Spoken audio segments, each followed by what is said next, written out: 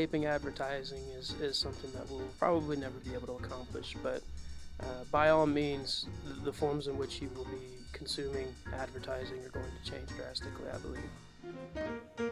You're listening to Buff Speak, the official podcast of the Paul and Virginia Engler College of Business at West Texas A&M University. I am Dr. Nick Gerlich, your host, as we meet up with the thought leaders making an impact today. 45 years have passed since I took my first university-level course in marketing back in 1977. Back then, the course was a lot simpler, especially advertising. After all, we only had print, broadcast, and outdoor to consider, and there wasn't even a crazy dream yet about marketing in the digital realm. The Jetsons broadcast in the early 60s, and then a feature film known as AD 1999 were our only glimpses into an imagined future. But even these couldn't begin to conceptualize just how much our lives and marketing would change a few decades later. But change it has, and now we live in a very different mediascape. My guest today is Jacob Buse of Sinclair Broadcast Group in Amarillo, the owner of KVII ABC7 Amarillo. Jacob is a marketing consultant there. I tell my digital marketing students that just because we have all these digital options available for advertising today doesn't mean that marketers have bigger ad budgets with more money to throw around. Sure, budgets may have grown because of inflation and so forth, but today marketers have to decide how to allocate finite funds among many options from old school to new school. Jacob, tell me, what do you do in your professional capacities to help clients spend what money they have? Well, just like we try to identify the intent of people that we're trying to market to, we also want to know the intent of the person that we're providing services for. In a landscape like today's, when there's so many different options for producing advertisements, we want to make sure that we're doing a strategy that is reaching the intended audience exactly where it needs to be reaching them, and is still having CPMs that are low enough that you can justify the price. I've been seeing a lot of state and local advertising on Hulu lately. Hulu is one of the most popular streaming services. During the election season back in October, I saw a slew of ads for Beto O'Rourke, and then with 1 week to go, Greg Abbott stepped it up. I also see ads routinely for car dealers and other nearby businesses. How is it that these companies and individuals can advertise on a nationwide streaming service, and do you help facilitate this? Absolutely, we do. So at ABC7 Amarillo, we don't specifically do Hulu, which I'm surprised by that. Hopefully, sometime in the near future. But the reason that these streaming services want to be a space for advertisement is because it's probably the last notch in the belt for them to be completely overtaking modern television. Uh, Knowing that you can have brand association with Hulu makes them even more competitive, even more relevant in the space of media. What exactly are the demographics of Hulu subscribers? Or, pick a different one that you might be more familiar with. Are they young, old, liberal, conservative? And is Amarillo the same as the rest of the nation or different? So we see that Hulu is predominantly young. It's 18 to 34 year olds. About half of them would respond that they're currently a subscriber to Hulu's service, and that's pretty well consistent across the country. As far as their political affiliations are concerned, uh, because of the age demographic that you see predominantly, it's safe to assume that most people are probably a little bit more progressive, less conservative, and that's just because of the age demographic itself. Do you sell ads for any other streaming sites? There's plenty to go around, that's for sure. I think I subscribed to 10 last count. There aren't enough hours in the week to be able to watch all of them, but We get it done little by little. With our viewing habits effectively splintered across even more choices than just during the cable and the satellite era, we find ourselves gathering into little tribes of fans that might offer some truly lucrative opportunities. I agree completely. I do. Do you have any other sites that you sell ads for? Yes, so we try to get into as many spaces as possible. I mean, as far as streaming is concerned, still on that topic, I mean, we put people at the forefront of cable cutter applications like Sling TV and Fubo TV. Um, we like to be on video game consoles even. If you're trying to target a younger demographic, we can get you on PlayStation. We can get you on Xbox. We can get you on the spaces on PC where people are going and trying to find new video games or discuss video games with their friends. Uh, wherever the people are, we want to be there. And if we're not there yet, then you can rest assured that at some point in the near future we will be. A couple of months ago, Netflix launched a budget minded service level with ads, totally going against their corporate grain. They said they would never, ever sell ads. Well, turns out they were hemorrhaging subscribers and started to need some money. So they decided we'll sell ads after all. What kinds of opportunities do you see there? I mean, after all, Netflix knows very little about us personally, other than our viewing patterns. They don't even know my sex, age, income, or educational level. They just know that I'm Nick from my profile, and that's it. I was actually having a conversation about this with one of my friends, and it made me think about that line that Justin Timberlake has in The Social Network, the film, where he says, ads aren't cool. That's why ads aren't on Facebook, or at least back then. And I think that's why Netflix stayed away from ads for so long. But the problem that Netflix has run into, in my personal opinion, is their content isn't cool anymore, or at least not in the way that it used to be. They have their tentpole programming, I guess you could say, but they're bleeding subscribers. They're bleeding money. The cost of production for their original content is astronomical. So it was really inevitable that they were going to have to introduce some kind of advertisement into their service to alleviate that overhead.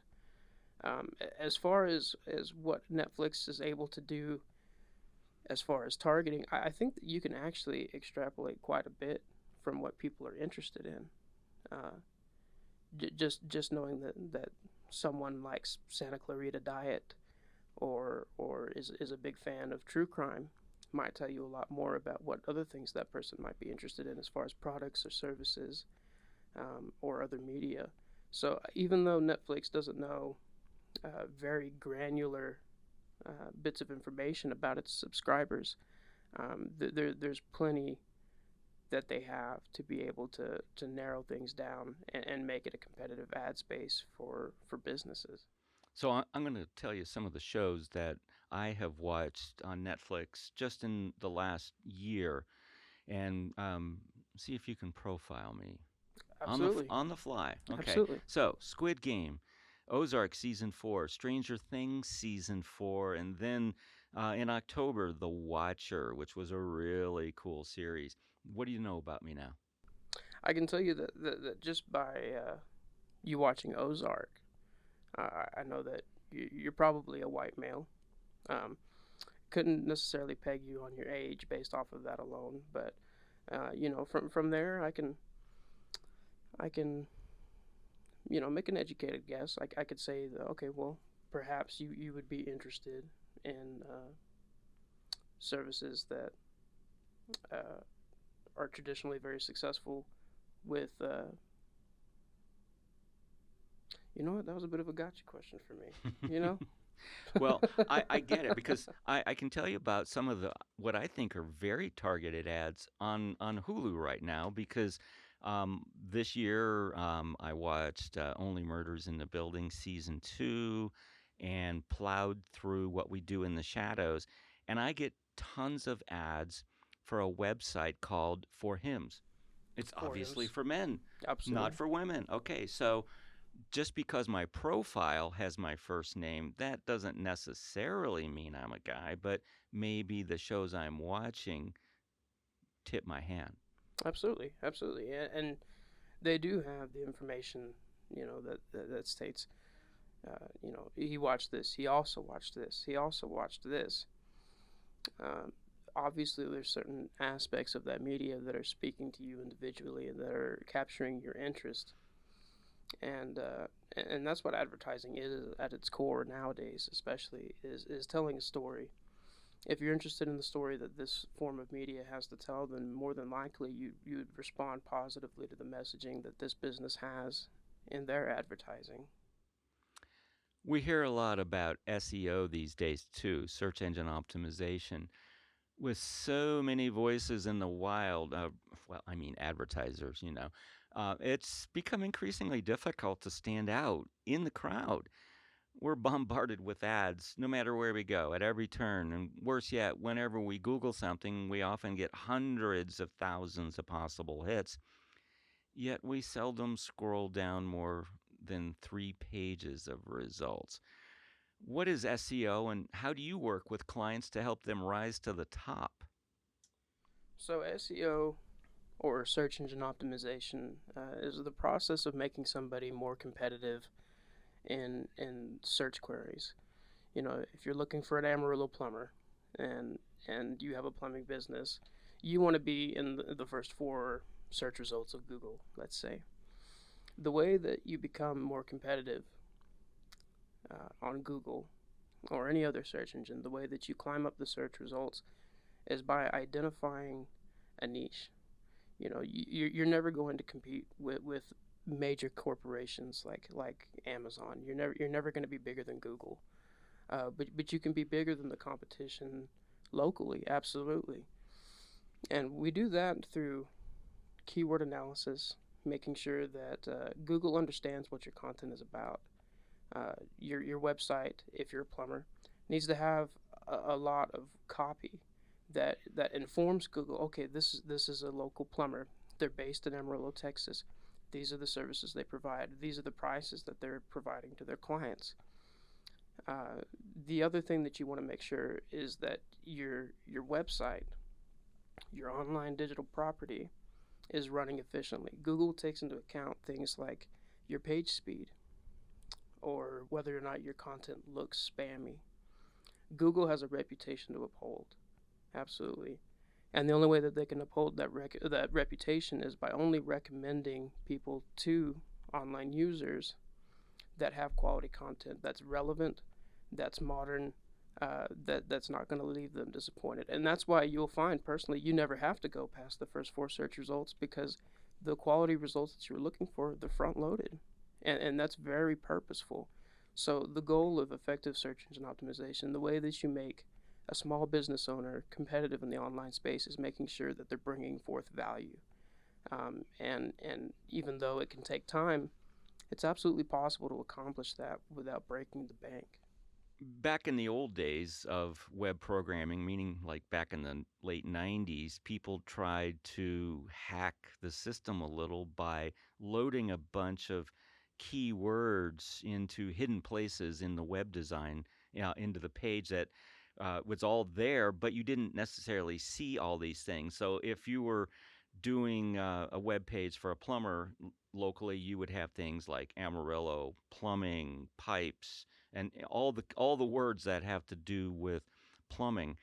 Then that kind of got out of fashion. Google kind of caught on to that. So I guess it now behooves you to weave these keywords into your plain old text in the page. Absolutely. We have terms for that. We have what are called black hat strategies, which are the strategies that worked in the past but are more than likely going to get you a violation on Google's behalf. And then we have white hat strategies. So, white hat strategies, you have to have a lot more intent behind them. It takes a lot more craft. It's not a simple plug and chug solution like bombarding pages with keywords because Google recognizes when there's a level of saturation that is excessive. um, and they categorize that as an unworthy or untrustworthy website. So you have to identify a group of words nowadays. So you wouldn't just have plumber. You would want to have I'm an Amarillo plumber with 30 years of experience. Um, I bring value to my clients. I support my community. You want to have relevant keywords that paint a picture of the kind of product or service that people are looking for. And I think it's a necessary change because there's a lot less wiggle room for deception as far as being competitive online. Um, it may work for a little while, but it won't work for long. If long-term growth and success is your goal, then the only way to go about doing it is by crafting things uh, that have value. I've heard of bidding wars erupting, though, to get premier placement on the first page. These are the results that are the very first ones above the organic search results. And I've got a brother in law down in Florida who has a home based business in which he does home security as well as commercial security systems. And then he also does home theaters. How is a small business like him to survive if he does do this, pay about 25 bucks each time somebody does a search query on DeLand, Florida security systems? You know, it's a tough conversation nowadays. Because I mean, back in 2002, it cost 5 cents for a click conversion on Google, and it was grossly undervalued. I think what we're seeing right now is that prices are finding their actualized point where they're supposed to be, what the actual value of these services truly is, and that's uncomfortable because one of the great things about digital marketing and digital advertising was its affordability, and it still is affordable. I think $25 for a potential conversion is still you know that's nice. It's a higher CPM than most would like, but where CPMs are higher is where the more potential for a conversion is. The lower your CPM, you're getting in front of more people, but you may not be getting in front of a qualified individual, someone who's really a perfect fit for the product or service that you're providing and is much more likely to make a sale. So what I would say to small businesses is you just need to make sure that your campaigns are well optimized. You need to make sure you're targeting the right people. If it's going to be $25 a click for a conversion, uh, you want to make sure that you're getting the most bang for your buck, because the three most important words in any marketing strategy are return on investment. And if you're not seeing that, something needs to be fixed. It may even be your business itself that needs to be thought about in greater detail. I can't remember who said it, but I heard once that nothing will expose a bad business or a bad product like great marketing. And I think that that's the truth. If your marketing isn't producing more money for you, then it's a problem with what you're selling. It's a problem with your messaging as a brand. You know, something you're doing or selling is not resonating with people. It's not the fault of the CPC. It's the fault of whatever you're selling. Now let's do a little jargon alert here for listeners. CPM stands for? So the M is a little frustrating, but CPM is a metric of cost per thousand impressions. So for every 1,000 people that you're getting your advertisement in front of, that's your CPM. So let's say you go to television, has a pretty low CPM. It's an easy way to get in front of a lot of people, cheaper than a lot of online digital solutions. It's less targeted, but if exposure is your goal, television's a great option. Um, I think that you're going to see CPMs growing exponentially for digital marketing campaigns. But again, I go back to what I said before. A higher CPM is not necessarily something to be afraid of. The higher the CPM, that means the higher the potential. There's a lot that you can do to make sure that you're still being competitive and that your money is being well spent. Um, and you don't have to break the bank necessarily. You can tailor your campaigns to your budget.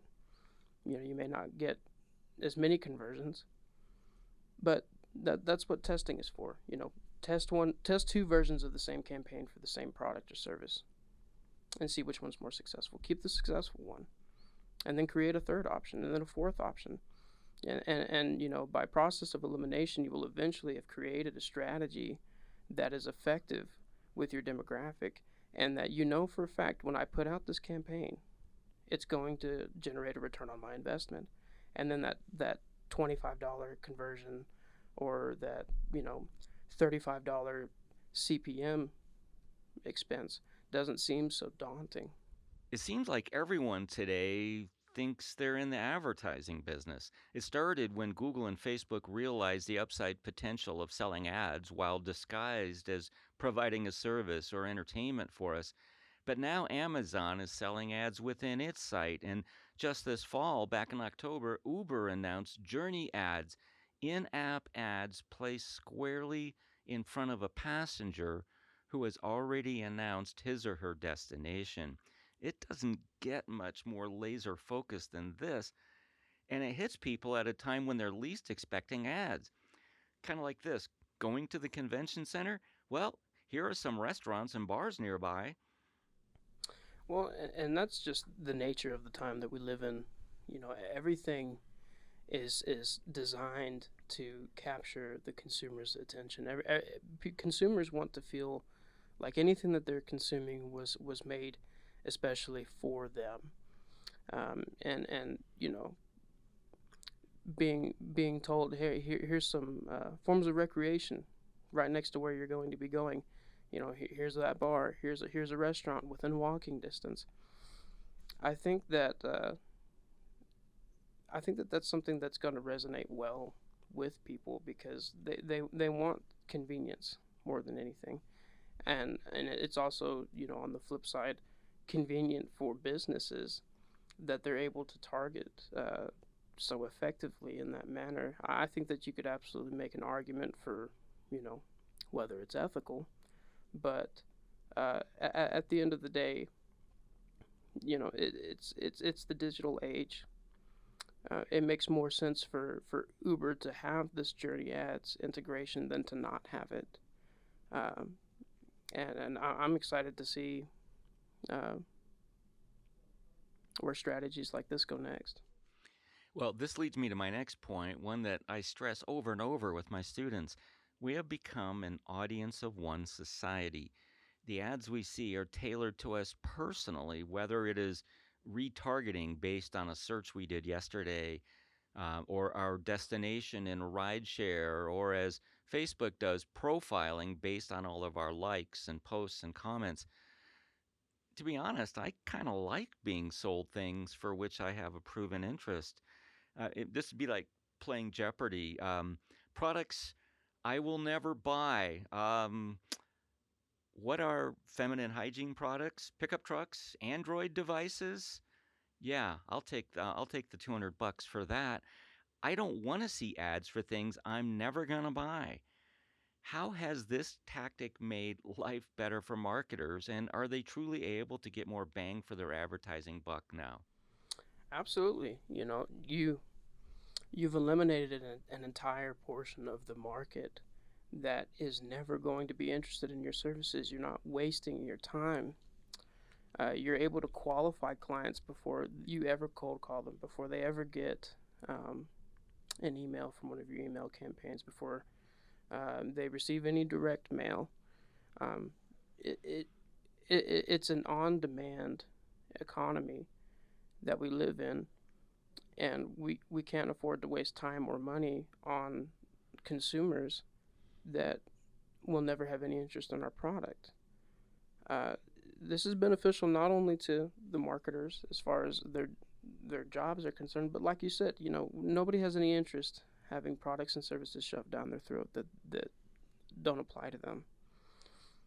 And you know, advertising has become an experience in itself, and I think that that's a good thing. It's kind of funny because it has elements of old school advertising to it. In that you know, back then selling products and services was almost less about the product and the service and the way that it made you feel. And I think we're seeing a return to, okay, well, we only want to show products and services to people that are going to feel something, that are going to have some kind of response to this that is within our interests. So let's talk about companies and individuals who need an online presence of some kind. How important is online branding, and what are the elements of that brand? Online branding is extremely multifaceted. But I think that the most important thing that you can do when it comes to online branding is to contextualize yourself to the space that you are in. And what I mean by that is you can't market on YouTube the same way that you would market on Instagram or TikTok, because audiences will reject you. If you're not on TikTok, understanding trends, implementing them into your content, people aren't going to respond to it. If you just try to condense a 15 to 30-second advertisement that you would have, you know, placed on the homepage of your website and throw it onto TikTok, it's going to get absolutely no traction. So you have to understand not only your audience, your demographic, but you also have to understand the unwritten rules of the space. You know, if you're going to market on Facebook, you're going to do it differently than you're going to do it on Instagram. You know, Instagram is really big right now with the introduction of the Reels feature. It's got a pretty impressive algorithm that gets people in front of the people that they want watching their content. But even if you are advertising on Reels, your content needs to be entertaining. It needs to be funny. It needs to be interesting. It can't just be a bulleted ad point, you know, rundown of what it is that you're trying to get people to buy. You can't say buy this, buy this, buy this anymore. You have to capture someone's attention first. That makes sense within the space that you're in, and then you can provide value, and then you can push your product, push your service, and make a sale. You see a lot of people turning to comedy now, especially people who do really successful in things like affiliate marketing. It's not the products or services that they're selling that garnered their audience. It's being funny, it's being relatable, and then the sales come secondary, but they come in droves for And quite a few people. and yet they're able to build a brand through all of that?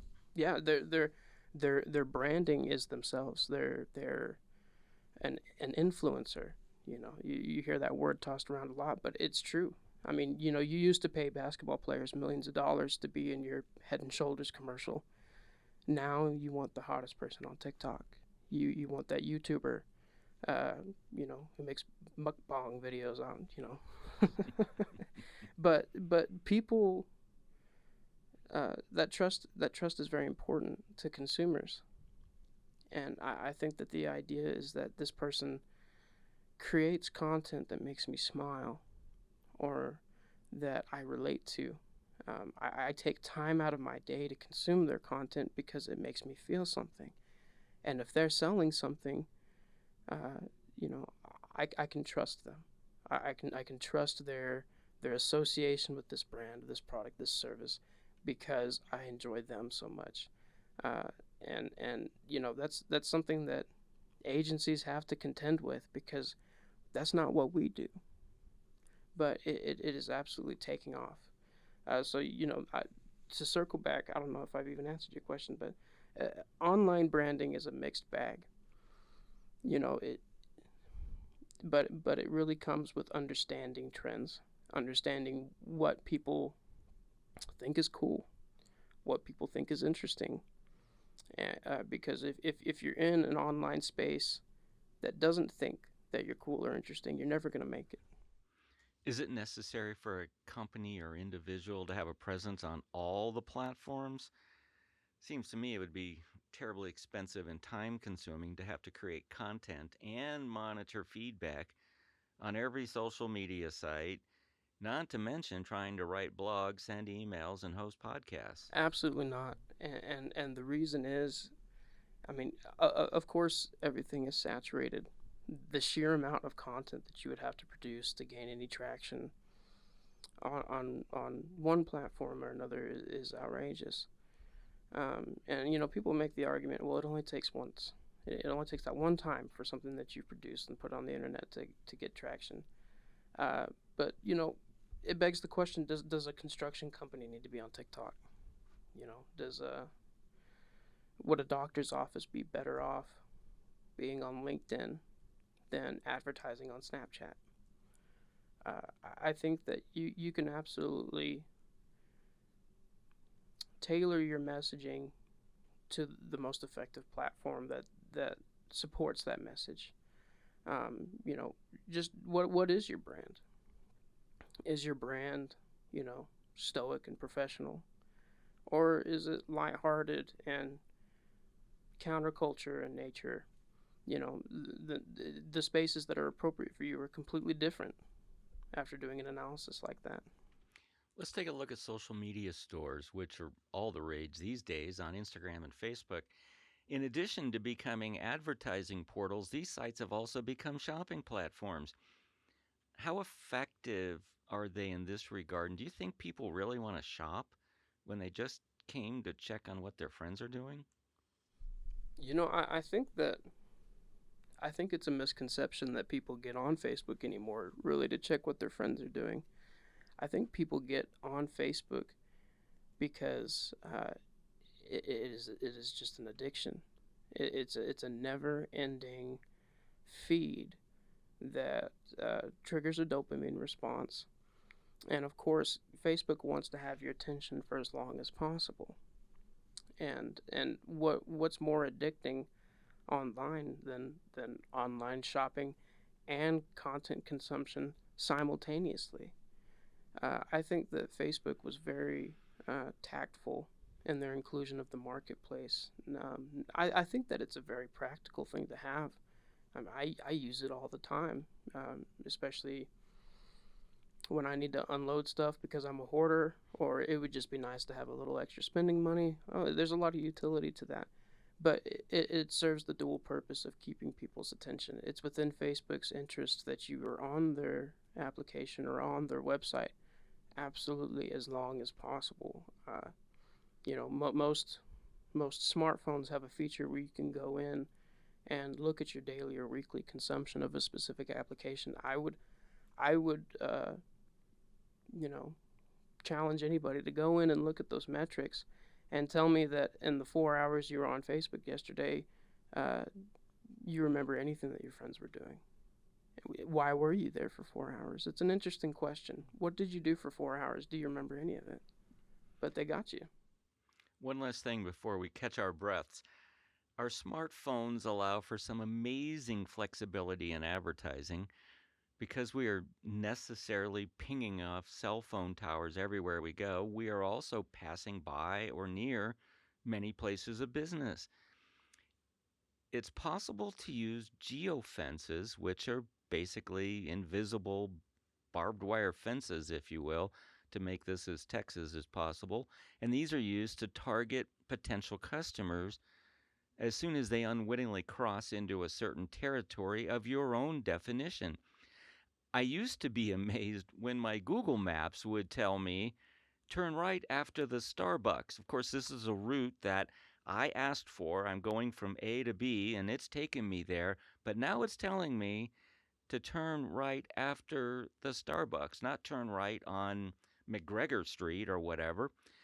I would be even more amazed to get hit with ads as I'm just cruising down the freeway, all because I brought with me all the baggage of prior choices, prior preferences, and just accidentally crossed an invisible line. Tell me, Jacob, what kinds of things are being done in this area? we know what people are interested in. It's very easy to do uh, an extremely targeted campaign because people willingly offer who they are and what they like and what they want to see online all the time.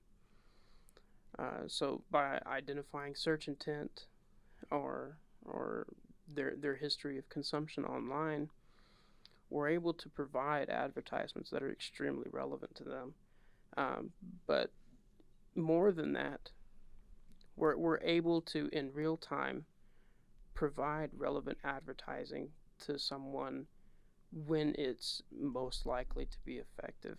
Like you said, I'm driving my car, and GPS is saying turn right at the Starbucks. It's incredible to think that you could have an immediate conversion off of an ad placement. We talk in digital marketing. On average, it takes about 6 or 7 impressions, or steps down the chain of interaction before you actually convert a prospect with your media campaigns. Uh, but with something like this, not only are you planting the seed for later on, but there's the possibility that immediately when you plant the seed, you have a conversion. Turn right at the Starbucks. Oh, there's a Starbucks there. Well, I think I'll stop. Um, I really I pay a lot of attention to this space of advertising because I think it's extremely interesting that the only thing, uh, well, let me rephrase that. Everybody has the connection between themselves and the people trying to reach them via their cell phone, and that's not going to change. If anything, it's just going to grow in the applications in which we are able to reach people, which I think is very exciting. It gets me out of bed in the morning. What's different today, uh, and the rate at which advertising changes as a landscape is incredible. Um, I can't wait to see what I'm doing in 10 years to be able to push relevant advertising to people on demand where they are, where it's going to have an effect. One of my most frequent queries in Google Maps, and by the way, Google Maps is just as much a search engine as regular old Google, is craft breweries near me. I travel a lot, and so I like to taste the local culture. And so I'm that's one of my most frequent queries. In fact, it knows me in that regard. I start typing the first few letters, it finishes it for me. How cool would it be if Google took that a few steps further and noticed that I was driving through a different area and it just threw an ad? Maybe the Google lady got on and said, "There's a craft brewery near you," without me having to ask for it, only because it sensed that I'm near one and by golly, he's got a search record. Wouldn't that be cool? I mean, Google, get on this if you're listening. No, absolutely. And I'm not somebody that believes that advertising is bad. I think that advertising can be the thing that is responsible for you having a specific experience in your life, like visiting a craft brewery that you otherwise wouldn't have known existed. And that's the direction we're going. And we've touched on it briefly during this conversation about how we're an audience of one economy now. We're the attention economy, the creator economy, and that's what advertisers want to be more than anything. Is they want to be not only creators but curators. If I'm not creating what you're interested in, I want to curate everything that you're interested in and put it right in front of you because I know that it's something that you'll like, and that's the goal, to produce something that you like. And I don't see the harm in that. I would absolutely love to see something like that become more applicable in the future. After the break, we'll dive into one of the most contentious issues facing people today: online privacy. It's something that affects every one of us. There's a reason why our programs are rated so highly by independent reviewers. We are committed to continuously improving what we do. Whether it is in the classroom or online, the Paul and Virginia Engler College of Business strives to stay ahead of the curve, not behind it. Join us in the classroom or online and see the difference. We're WCSB accredited and among the most elite business schools around the world. Reach for the stars and do it with a WT Business degree in hand. For more info, find us online at wtamu.edu/COB or call 806-651-2525. From the Texas Panhandle to the world, we are here to help you reach for those stars. Not a day goes by in which I don't hear some mention of online privacy. It almost seems like a foregone conclusion anymore. Once we check that little terms of service box, we grant access to app developers and others to peek into our everyday lives, our comings and goings, our searches, our posts, our likes, you name it. Not a thing that we do online goes unnoticed. How real is the perceived threat to our privacy, Jacob? And can this genie be put back in the bottle, or is it too late? The honest answer is no one really knows yet. It's a very new space that we found ourselves in. Technology grows exponentially nowadays. I mean, it was 2 decades ago people were still using flip phones, and now we have supercomputers with touchscreen displays. I mean, the cell phone you have in your pocket is more powerful than the technology that put a man on the moon. We're naive to what we are using today. But I can tell you with confidence that this is something that marketers are taking very seriously, and major companies like Google are taking very seriously. Google used to be the wild, wild west.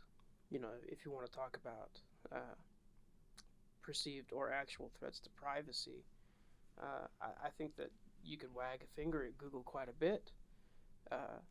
You know, as recently as 10 years ago. But things have become much more stringent.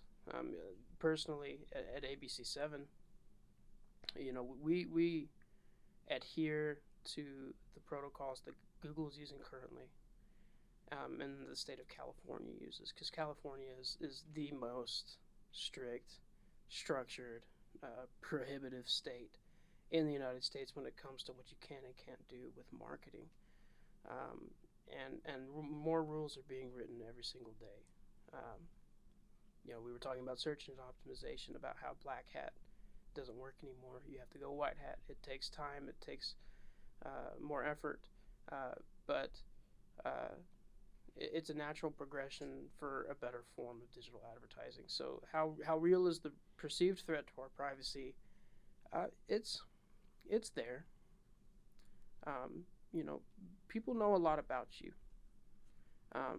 but it's nothing that you haven't volunteered, and I think that that's the crux of the argument. You know, can you really be critical of it when you are a consumer of it? And as long as everything that we're doing is agreed upon and it's legal, you know, there's going to be moral ambiguity, I guess you could say, but that's been advertising forever. You know, it's, you know, back in the days you had an Axe commercial where they said if you use our shampoo, women will literally break through the walls and rip off your clothes. You know, I would argue that you know, is a morally ambiguous advertisement in today's standards. Our standards will change. The way that people consume advertising will change. This is an argument that's never going to go away. But I think that the steps are being made to make the playing field more fair for the consumer, more considerate, especially when we consider the efforts that people are taking to keep data locked down. I think that's what people should be concerned about the most. It's not necessarily what a company is doing with your data. It's what someone else might do with your data if there was to be a breach. That's the conversation that really needs to be had. You know, how are we storing data? How are we keeping people's privacy by making sure that our security standards and protocols are up to par? I think that you could say there are quite a few companies that have a lot of investments to make in that regard to make sure that they're protecting their consumers. Is it possible that our personal information could be used against us somehow? I get not so subtle reminders every week on my phone showing a detailed breakdown of my screen time. And every month, Google sends me a handy little map with pins showing everywhere it has noticed me. Facebook may have once said we are writing the story of our lives, but I think that big data is writing it for us. They may very well be as omniscient as the God people worship on weekends. I agree. I don't, arguably more omniscient. I think that you could absolutely make the argument for that. How does that make you feel, if I don't mind, if you don't mind me asking? Getting those reminders, looking at your consumption and in a weekly or daily report. Does it make you feel regretful? Are you grateful that you're more aware? What is your reaction when you see those numbers? Well, the Google map I like because I like to travel. And so those are nice little reminders of like, oh, I went here and I went there and that was fun and all that. But the weekly screen report usually makes me feel guilty. It's like, holy cow, I spent 7 hours a day looking at this thing. I mean, that leaves 17 hours for doing all the other things that I have to do, like work and eat and bathe and all that, and try to be rested a little bit. It doesn't leave much time. We look at our phones a lot. Absolutely. It's probably the one caveat as far as me loving what I do. Absolutely, is the more successful I am in keeping people's attention, the more I'm detracting their attention from other things. We had a brief discussion about Better Call Saul and Breaking Bad before we came into the studio today. One of my favorite scenes in that show is when Jimmy goes out with his brother Chuck and they sit on a park bench and they take their shoes and socks off and they just curl their toes in the grass. And, I like that scene because it makes me ask myself, when's the last time I did something like that? When's the last time I went outside and sat on a park bench and just sat there and enjoyed my surroundings and enjoyed the sunlight, you know, moved my feet through blades of grass just to have that sensation and that connection with the world around me. When's the last time I did something like that? And it's not very often nowadays.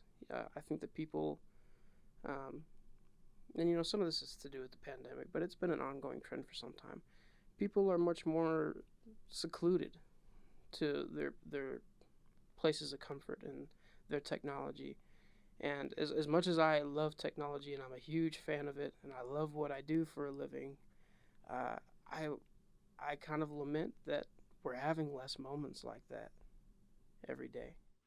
So, is it just an artifact of the digital age then that we can run but we can't hide?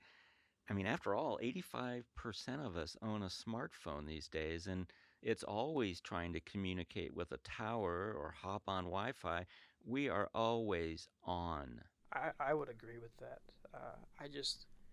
I can't fathom a future where the level of advertising that you experience it has done anything but grow. Um, but the methods in which you're being advertised to, the form of the advertisement, is absolutely going to be different. I mean, I think about, you know, people laugh at Facebook's metaverse. I don't think that it's been a very successful project up to this point, but it proposes a very compelling question.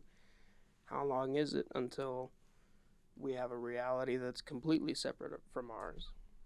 What are the potential opportunities for advertising in a space like that? Um,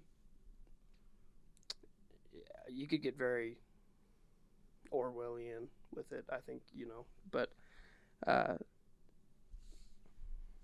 yeah, I don't see a future where we're able to escape advertising. Speaking of Orwell, many people my age had to read his 1984 when we were in junior high. It tells the story of a dystopian society in which a nefarious government eavesdrops on its citizens, and enforces newspeak as it maintains a stranglehold on its people. I tell my students that while the roles have changed and it is now companies in charge who are doing all the monitoring, we may very well have finally reached 1984. What are your thoughts on this? I think about it all the time.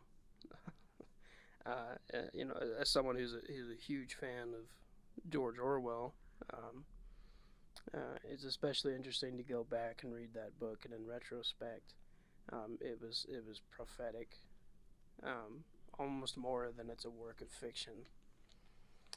Uh, I think that we are lucky in the sense that the future that we find ourselves in it's not quite trying to suppress us, but when you have that many people competing for your attention, you could consider that a form of suppression as well. You could argue that your attention, where it otherwise would have been directed to something else, is now being directed to these things. Kind of like what I was talking about before. The only thing I lament about my line of work is, the more successful I am of obtaining someone's attention, the more attention I'm taking away from something else that I believe to be important or to be necessary to be happier and healthier. I think that that's a concern. I think that I think that companies could find a way to be creatively responsible in the sense that the need for attention isn't a 24/7 affair or a 25/8 affair as it's really become in today's age. Is there a point in time where we'll live in a society that says that between these hours you're not allowed to advertise? Everybody needs to go outside. Is that something that we're going to have to do one day? I don't know. And what about sites like TikTok, which is owned by the Chinese company ByteDance? There have been a lot of allegations flying that, in spite of its massive global popularity, it's really just a huge data collection project by a government that isn't exactly our best ally. I don't think that you'd have to speculate too far to come to a conclusion like that. But it goes back to what I said before about concerns over privacy in modern marketing. You can't be upset about something that you voluntarily offered, that you've legally entered into an agreement. I think it's the responsibility of people to be more aware of what it is they're agreeing to, and what they're allowing people to have access to. And a lot of it is underhanded, and doesn't present itself as something that you need to be cautious of. Um, and absolutely, I think that companies could be a little bit more transparent.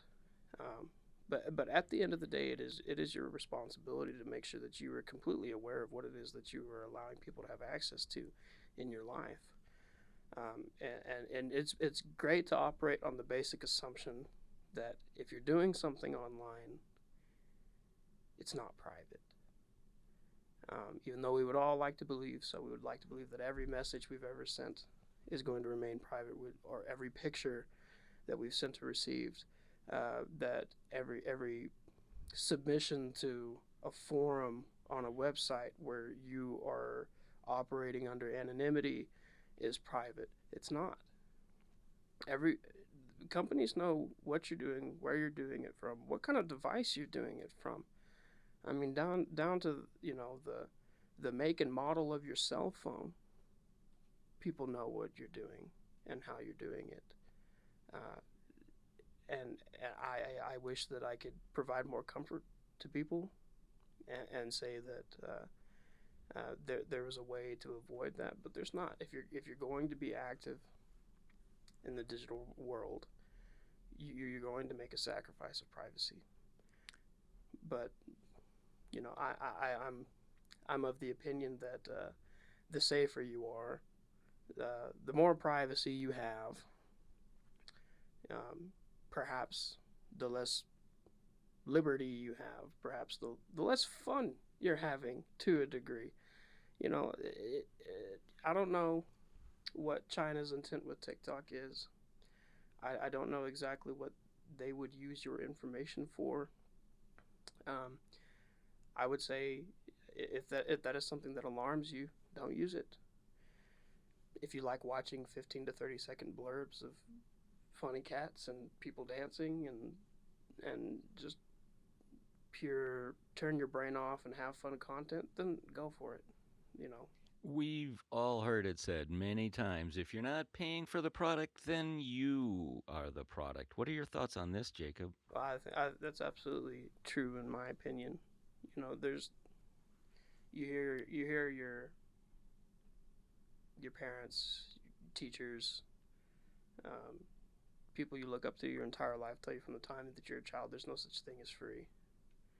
There's no such thing as free. There is some aspect of the relationship that is benefiting um, both parties in some form or fashion. If you are a part of a product or service or platform that is not asking for your money, they're deriving something else of value from you, and that could be, I mean, that could be you offering up certain personal information, but it could also be something like your input.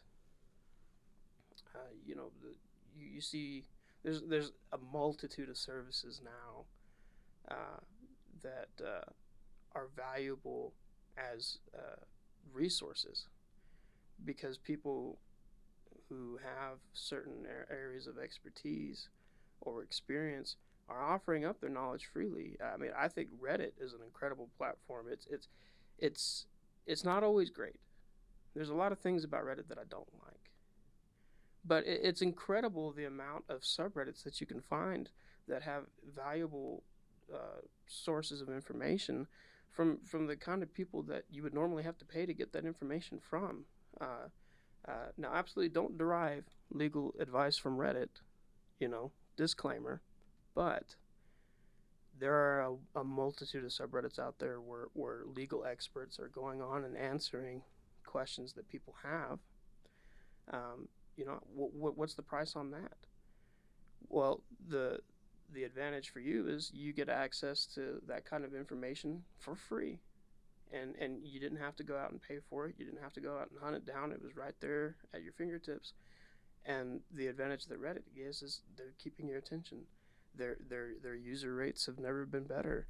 The more subreddits they have, the more information that they have to provide to people, the more wealth they have as a website, as a company. So you by nature of you just posting on that platform, you're providing something of value to them. You are the product. When we come back, we'll sneak a peek into the future of digital marketing and advertising and see where it might be going. The MBA is the most popular graduate degree in the United States, and with good reason. It leads to better jobs, promotions, and salary increases. At the Paul and Virginia Engler College of Business at West Texas A&M University, our MBA program is entirely online for when you're ready to make that move. With as few as 31 credit hours and specializations offered in 5 areas, you can fast-track your career in as little as 18 months. Whether you're looking for a promotion or initial job placement, you'll stand head and shoulders above the competition. And because we've been teaching online since 1997, we're not the new kids on the block. Trust your education and career to dedicated faculty who are not only experts in their fields, but also old pros in the online arena. Our consistently high rankings say it all. A GMAT waiver is available. We're AA CSB accredited and among the most elite of business schools around the world. Reach for the stars and do it with a WT MBA in hand. For more information, find us at wtamu.edu/COB or call 806-651-2500. From the Texas Panhandle to the world, we're here to help you reach those stars.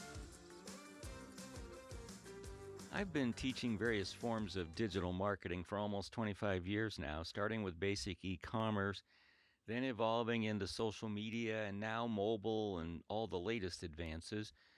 We've come a long way in such a short time, and when I look back on how and what I taught when I arrived here way back in 1989, as well as what I learned in that first marketing course in 1977, I sometimes feel like we're living on a different planet.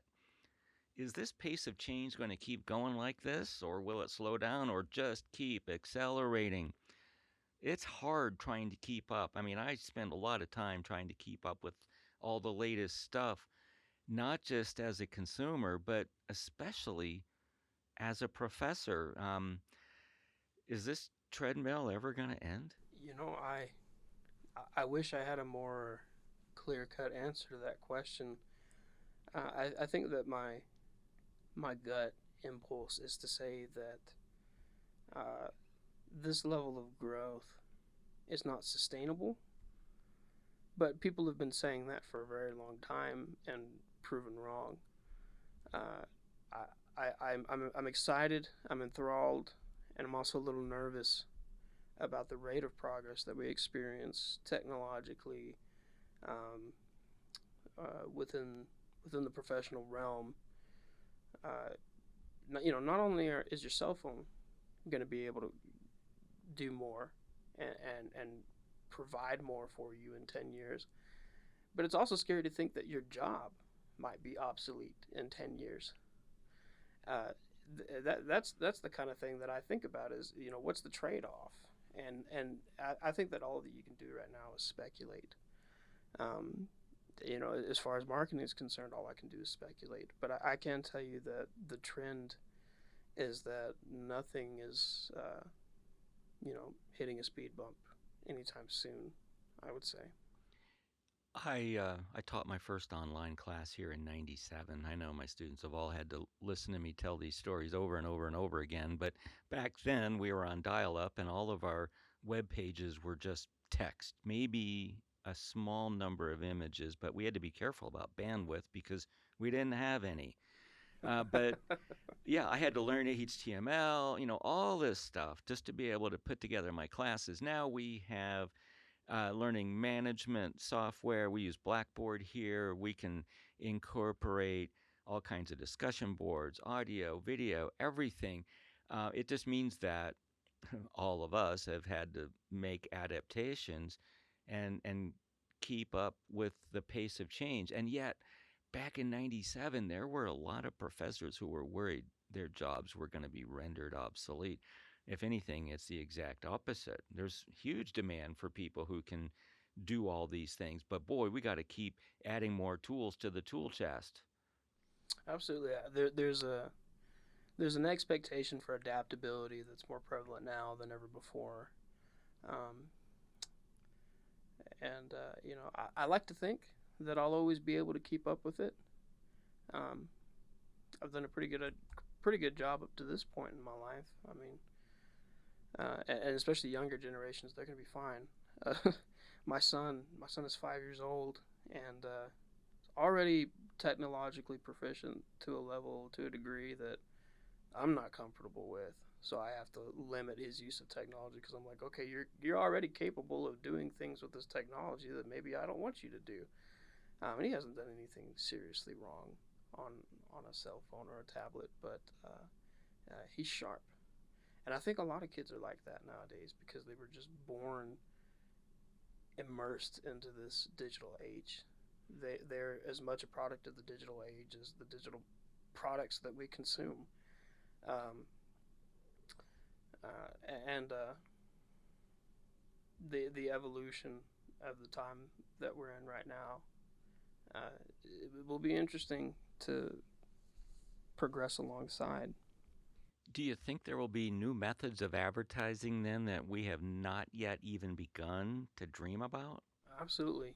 I talked a little bit about virtual reality and the opportunities that it could provide potentially to advertisers. The only limit to advertising is you know your imagination and the practical applications that you have, as far as the technology that's available to you at that point in time. It's really just a matter of seeing what kind of technology becomes available to us in the near future, and the applications that we have to be able to use that. I think that one of the things that's going to be really interesting for advertising in the future is smart home features. Like a lot of people have an Amazon Echo in their kitchen, or a Google Dot. I think Apple even has their own smart home device now. That mic is always on. That mic is listening to you. That mic is passively learning what you like to talk about, what you're interested in, and it's connected to applications that understand your shopping habits. Amazon knows what you're buying. Google knows what you're buying.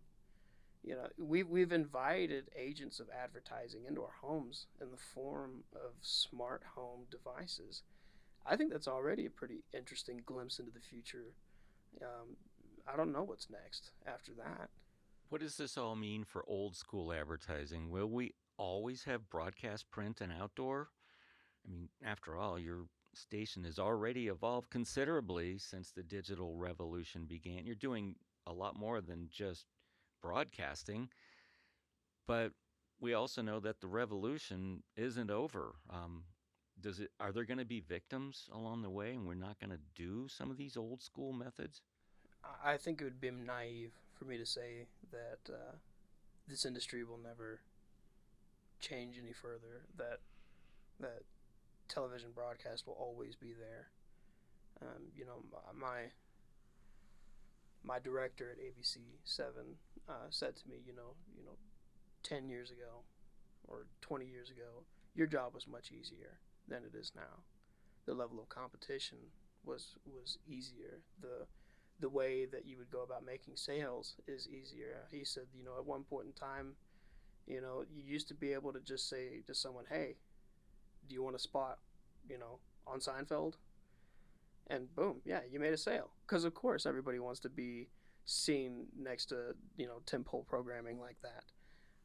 But it's different now. Like you said, we have been forced to evolve. We're not solely a broadcast solution.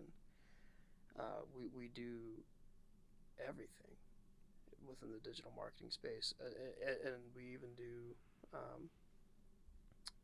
other forms of like direct marketing, like direct mail campaigns.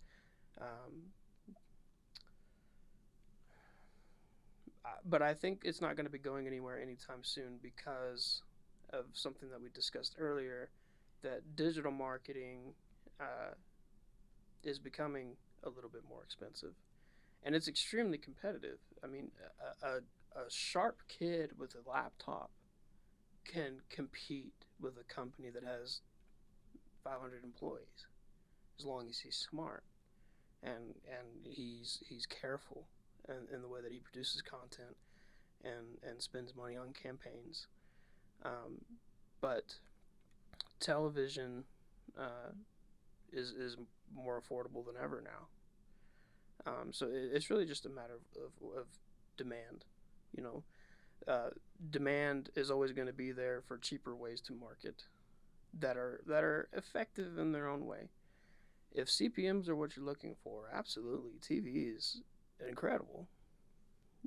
We talked a little bit about that before. So I don't think it's going to go anywhere anytime soon as a form of marketing. I think that the determining factor for when TV goes away is going to be consumers themselves. When do people stop watching TV? That's going to be the final nail in the coffin. If you had to picture your job in 10 years, what would it be like, and how would it be different from today? Oh, I think it would be even more competitive. Absolutely.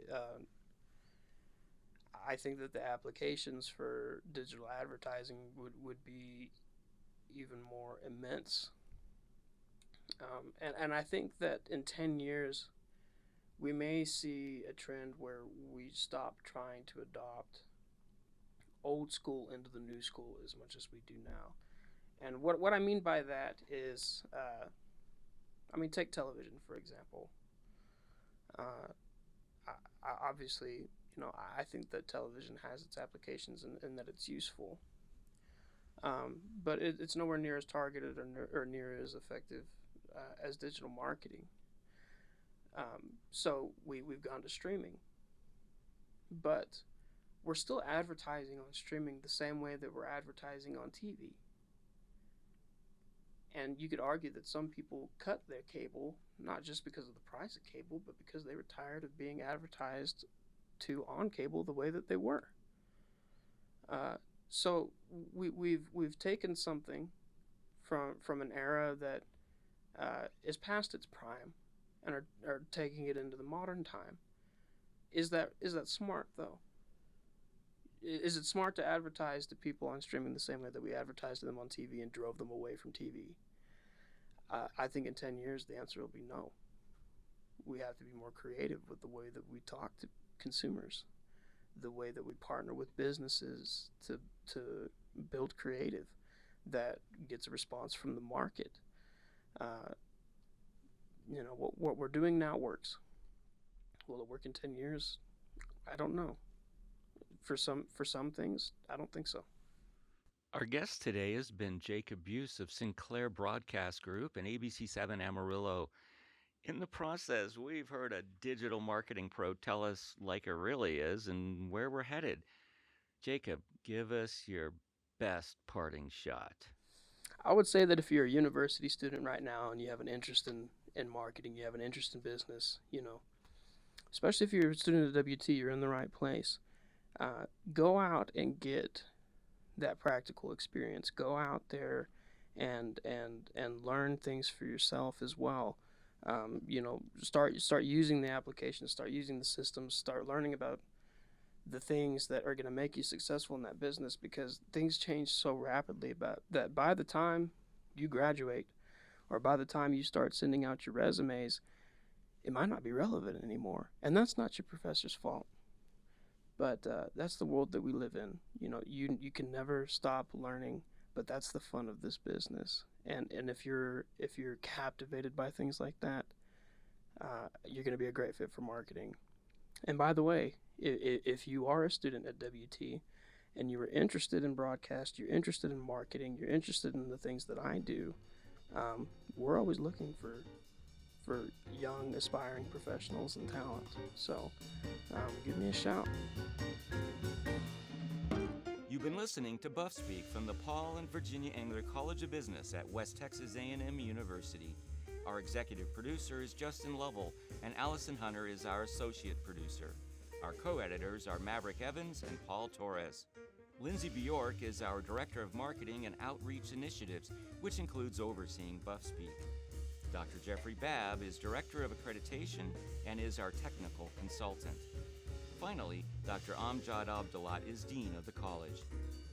You can find us online at wtamu.edu/cob for more information about our programs.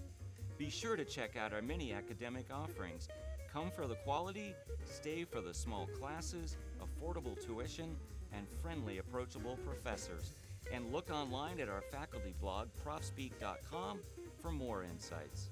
You can listen to Buff Speak on your favorite podcast portal, as well as on our website, buffspeak.biz. And if you like what you've been hearing, don't be afraid to share us with your friends, colleagues, and family. Word of mouth has always been the best form of advertising. Until next time, love one another. For the Paul and Virginia Engler College of Business at West Texas A&M University, I am Dr. Nick Gerlich. And as always, go Buffs!